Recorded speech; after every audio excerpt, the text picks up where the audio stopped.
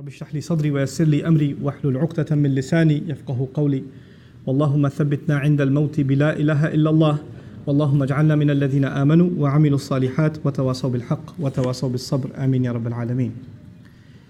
The intention of today's khutbah is to actually share with you part of just one ayah that belongs to Surah Al-Hadid. But in order to share some lessons from this ayah with you, I'd like to give you some context. This ayah belongs to the very middle of Surah Al-Hadid, and in the very middle of Surah Al-Hadid, Allah paints a scene of Judgment Day. Judgment Day is something that Allah talks about in many places in the Qur'an, and usually when He talks about it, He talks about people that are heading towards Jannah, the believers, and people that are heading towards the hellfire, the disbelievers. But this passage in particular is unique because Allah, instead of comparing believers to disbelievers, He compares believers to hypocrites. Allahumma la taj'alna minhum, may Allah not make us from them. But Allah, instead of comparing those who have faith as opposed to those who have no faith, is actually comparing people who have faith as opposed to people who thought they have faith or pretended to have faith, or their faith was there but is of no value to Allah on the Day of Judgment. This is the munafiq. May Allah not make us from them. But this is why this passage is of particular importance, because it tells us many things about how not to end up in that scene on Judgment Day. To summarize what's going on in this passage, Allah Azza wa Jalla says that on the Day of Judgment, believers, when they stand, the Prophet ﷺ will be able to see them. يَوْمَ تَرَى, meaning Ishara ila Rasul sallallahu alaihi wasallam. The messenger can see the entire ummah, al-mu'minina wal-mu'minat, believing men and women, يَسْعَى نُورُهُمْ بَيْنَ أَيْدِيهِمْ وَبِأَيْمَانِهِمْ. Their light is going to be coming out from right in front of them and from their right. What that means is, we have light coming from our hearts, from our chests, and we have lights coming out of our hands. Why is that important? Because your Iman and my Iman, if it's sincere, if my faith is sincere to Allah, and my belief was strong, it actually turns into light on Judgment Day. And that faith made me act in a certain way. Those actions that I took turn into light on Judgment Day, the actions of my hand. So you have two torches on Judgment Day. The Day of Judgment is dark. It's this long walk to Jannah. And you're going to need light to get there. Some people are going to have exhaustive light. Their light is so stretched that the Prophet ﷺ would describe that it could go from one city to another. It's that big of a light. Other people have such weak light, they still have it, but it's so weak they can barely see the next step that they're taking. So there are people with different capacities of light, and they are now making their way, and Allah is congratulating them because they at least have light, as opposed to people who have no light. They don't have any chance of getting to Jannah. They can't see a path. And so Allah says, بُشْرَاكُمُ الْيَوْمْ جَنَّاتٌ تَجْرِي مِنْ تَحْتِهَا الْأَنْهَارُ خَالِدِينَ فِيهَا. Congratulations to all of you, of gardens at the bottoms of which rivers are flowing. It's right ahead of you. Keep walking, keep going, keep going. But then in the next ayah, Allah describes a group of people that also get up on Judgment Day, and they notice they have no light, and they're in the middle of the dark. And they see far ahead, and they see, if you can imagine this scene, there's complete pitch black darkness, and there's a group of people that seem to have some torches with them. You don't even see them, you just see some lights flickering. So you realize, I better catch up with them, because those lights are getting dimmer. So these hypocrites wake up in this dark scene on Judgment Day, and they try to run and catch up to the believers, because they have no light of their own. They wake up and they're in shock that they have nothing that can aid them. So يَوْمَ يَقُولُ الْمُنَافِقُونَ وَالْمُنَافِقَاتِ لِلَّذِينَ آمَنُوا انظُرُونَا نَقْتَبِسْ مِنْ نُورِكُمْ. The day on which hypocritical men and women are going to say to those who've believed, wait for us, hold on, look back towards us. We could get some of your light. نَقْتَبِسْ مِنْ نُورِكُمْ. Iqtibas literally means, in old days you had these torches with fires on top, and you can take your wood and you can kind of light up your own torch. So they figure we can go borrow some of your light. It won't take anything away from yours. Hold on a second, help us out here. And then a voice is heard, قِيلَ إِرْجِعُوا وَرَاءَكُمْ. Go back behind yourselves, go turn back. فَالْتَمِسُوا نُورًا. Find some light. We're not going to help. The Day of Judgment is the day on which a mother doesn't care about her child. The day on which, father and son and brother and sister, this is all these relationships, تَقَطَّعَتْ بِهِمُ الْأَسْبَابِ. All relationships are cut. So who's going to care about who? I just need to get to my Jannah, mind your own business. I'm not even turning back. Go back and find some light yourself. And the idea of going back actually is sarcasm also. Go back to this world. Because on Judgment Day, if you don't come on Judgment Day with light, you can't get any. The only way to gain that light was in this world. فَالْتَمِسُوا نُورًا. So now they still try to catch up, because they don't want to hear it, right? So they're still trying to catch up. And as they get closer and closer to the believers, فَضُرِبَ بَيْنَهُمْ بِسُورٍ لَهُ بَابٍ. a massive, gigantic wall is dropped between them, which happens to have a door. And the door, inshallah, maybe some other time we'll talk about. But Allah says a massive, giant wall is dropped between these two groups. So even if they were going to try to catch up, now they can't. As the wall is dropped, Allah says, بَاطِنُهُ فِيهِ الرَّحْمَةِ. The side they can no longer see, the hidden side of it, that's got mercy and love and care in it. وَظَاهِرُهُ مِنْ قِبَلِهِ الْعَذَابِ. And right behind it, approaching them is punishment. So not only were they in the dark, now there's a massive wall, you got nowhere to go, and when you look back, there's punishment coming at you. They're about to be crushed. So these hypocrites, may Allah not make us from them, become desperate. So they call out, and they say, أَلَمْ نَكُمْ مَعَكُمْ. Didn't we used to be with you? Weren't we with you? So they're asking for the people of the other side. Apparently the door can be opened from the other side. Open up, guys, come on, we used to be with you. And so a desperate call is made. This is important before we go any further. This is actually the reason I chose these ayat for today's khutbah. This wording, أَلَمْ نَكُمْ مَعَكُمْ. Weren't we with you? The idea is that these people on Judgment Day that are standing on the wrong side of the wall, that are in desperate situation, that have no light of themselves, actually assumed that they belonged among the believing community. They were very confident about that. So much so that they're citing it even on Judgment Day. We used to be among you. We prayed with you, we did business with you, we were friends with you, we were family with you, we were cousins with you. We went to the same college, university. We're all the same, guys. How are we separated today? Why is this separation happening today?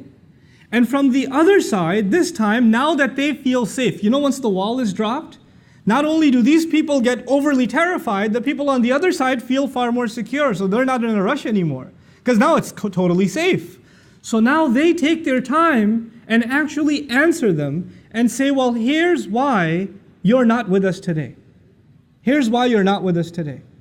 The first thing the people of heaven told them was, you have to go get some of your own light. فَالْتَمِسُوا نُورًا. Find some light on your own. Go back and get it. Apparently you don't have any light. And then they're in shock. We used to be with you. We should have had light just like you have light. So now the people of Jannah are going to describe how these people who used to have light, they used to have light, they used to have faith. How did they lose it? How did they end up bankrupt on Judgment Day? And this ayah is particularly profound because then it will give us an insight into how does someone lose their Iman. How does someone end up taking the most priceless treasure that they can have in this life, our faith, and end up squandering it and losing it. It doesn't happen overnight. You don't just lose your Iman. It's a process. And that process has been described in these timeless words. Bala, of course you used to be with us. وَلَكِنَّكُمْ فَتَنْتُمْ أَنفُسَكُمْ. However, you put yourselves, I'll do a rough translation first and I'll explain. Number one, you put yourselves in fitna, you put yourselves in trial. Fatana in Arabic actually means to put something to the test. Fatana is also used when you test the purity of gold and you melt it and impurities come out. Gold doesn't go through an easy test, it goes through a painful, burning test.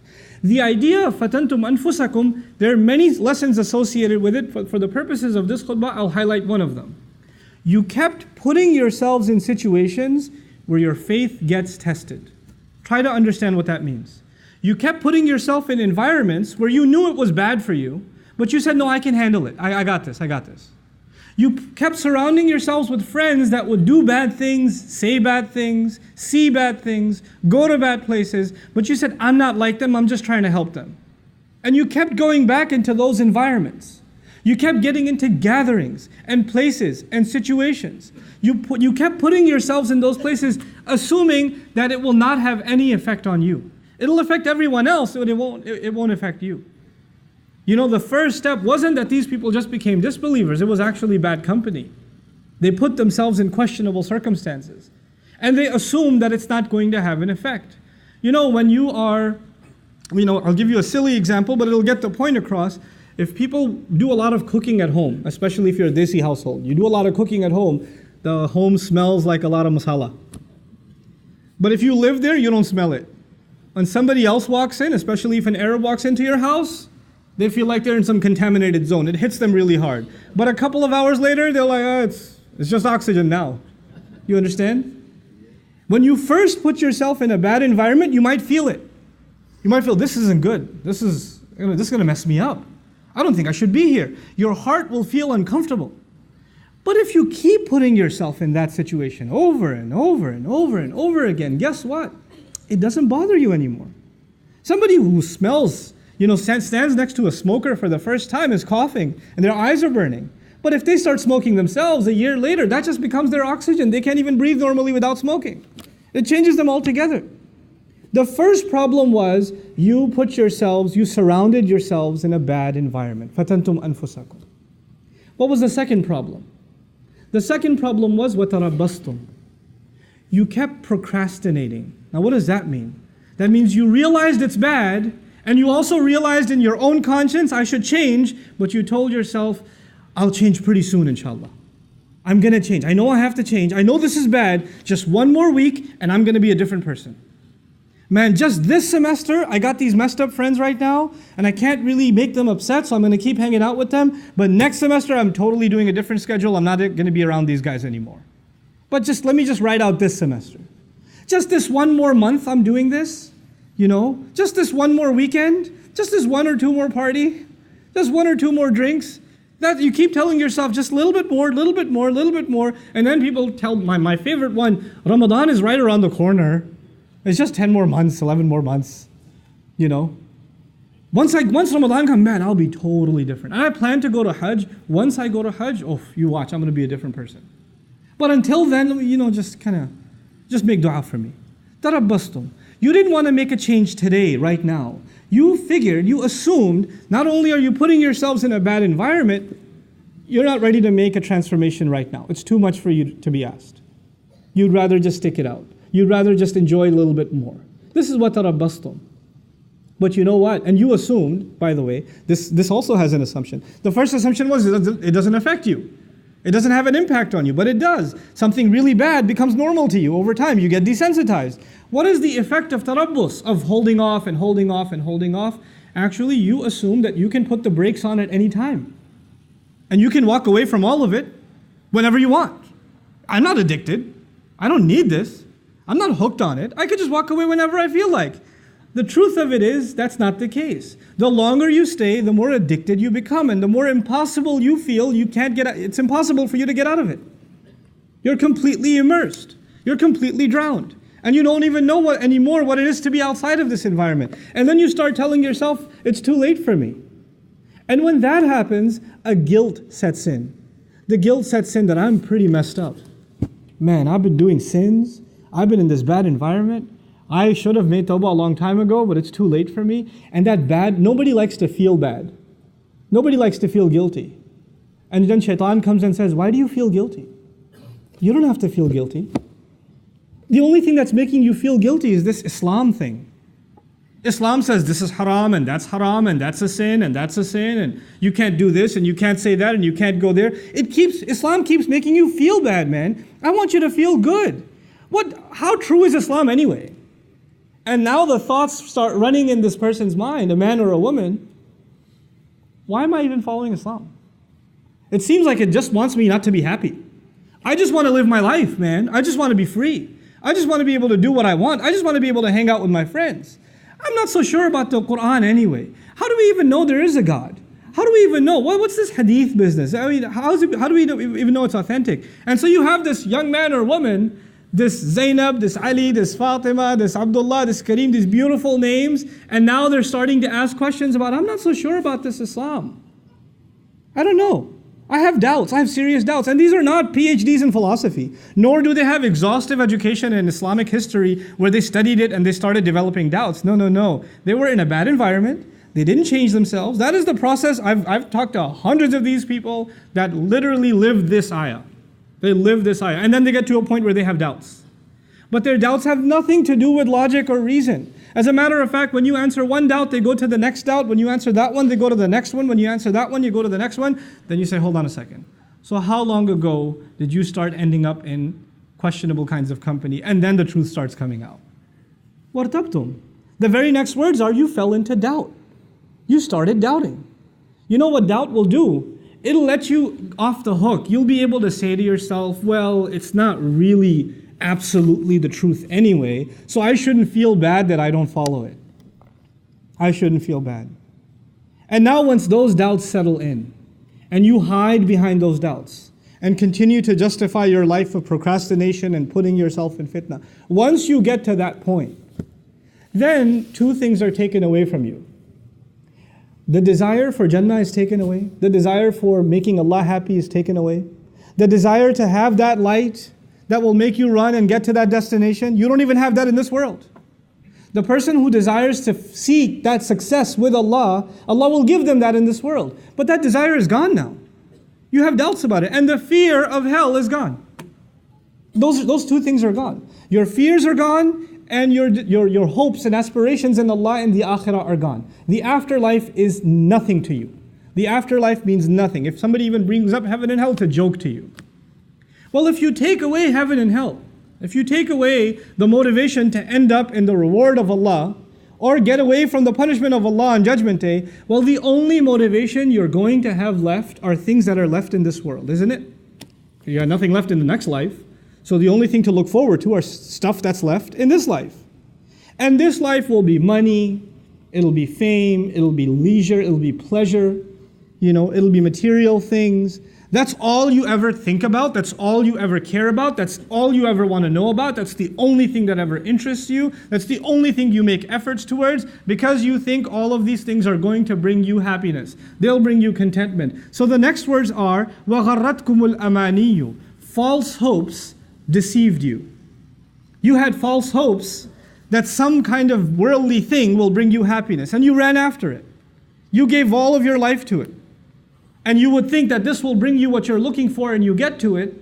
Like people wanting to see, people nowadays obsessed with the next movie that comes out, the next toy, the next device that comes out, right? Lines for the new Star Wars longer than passports for Hajj, Why? Because you need to go see it. If you don't see it, how does your life have any purpose? Your life means nothing if you didn't see it opening night, And so you have to see it. And by the way, hoping that this will bring you some kind of fulfillment that you haven't found anywhere else. And people walk out of it and say, that was pretty awesome. And then they're bored again. Like, what do I do now? Maybe I could go see it again.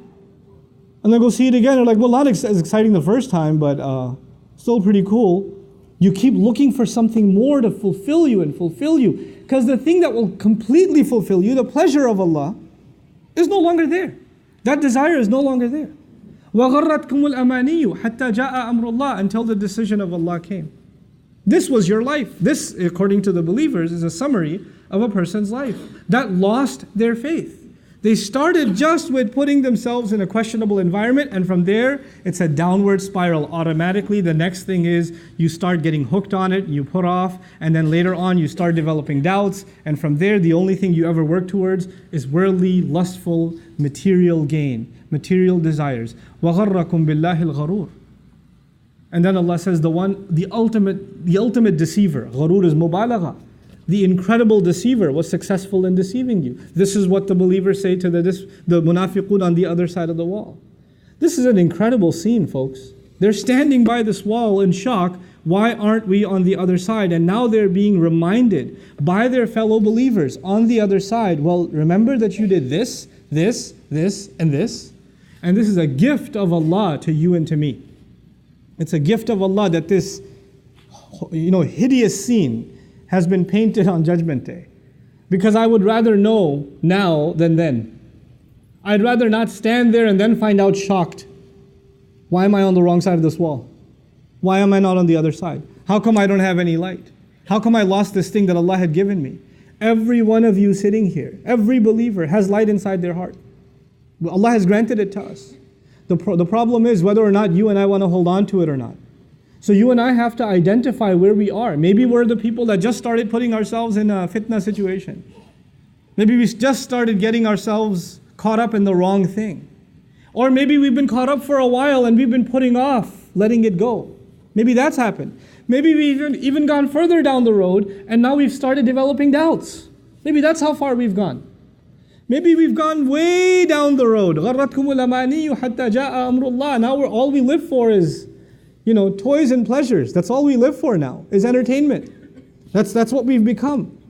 And so at the end of it all, nothing you earn, nothing I earn is worth anything on Judgment Day except that light. This is why when this passage began, Allah Azza wa Jal described it with light. And that light is the only thing that matters on Judgment Day. إِلَّا مَنْ أَتَى رَبَّهُ بِقَلْبٍ سَلِيمٍ. The one who comes before Allah with a sound heart, the heart that can beam light in front of them. Anything else that you and I have, that we have now, is worthless. It's completely worthless before Allah on Judgment Day. You can enjoy it for now, but if you get caught up in it and it takes up the space in your heart, then you have no room left for light in your heart. You just don't have room left. Which is why the last ayah of this passage is فَالْيَوْمَ لَا يُؤْخَذُ مِنْكُمْ فِدْيَةٌ وَلَا مِنَ الَّذِينَ كَفَرُوا مَأْوَاكُمُ النَّارُ هِيَ مَوْلَاكُمْ وَبِئْسَ الْمَصِيرُ. And today, there's not going to be any compensation, any ransom acceptable from you. Don't try to pawn it for anything else. There is no access into those doors. There's no getting through this door with any kind of penalty or payment. You can't get through. Not from you and not from those who've disbelieved. The scary part of this ayah is لَا يُخَذُ مِنْكُمْ فِدْيَةٌ وَلَا مِنَ الَّذِينَ كَفَرُوا. You are now in the same position as those who disbelieved. You ended up being in the same position as those who disbelieved.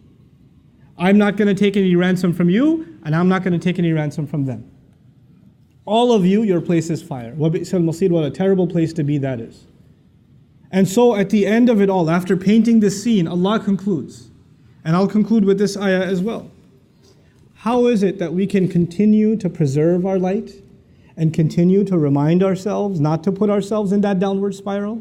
And whatever little light we have, how can we make it stronger and stronger and stronger? Allah Azza wa Jal Himself says, أَلَمْ يَأْنِ لِلَّذِينَ آمَنُوا أَن تَخْشَعَ قُلُوبُهُمْ لِذِكْرِ اللَّهِ.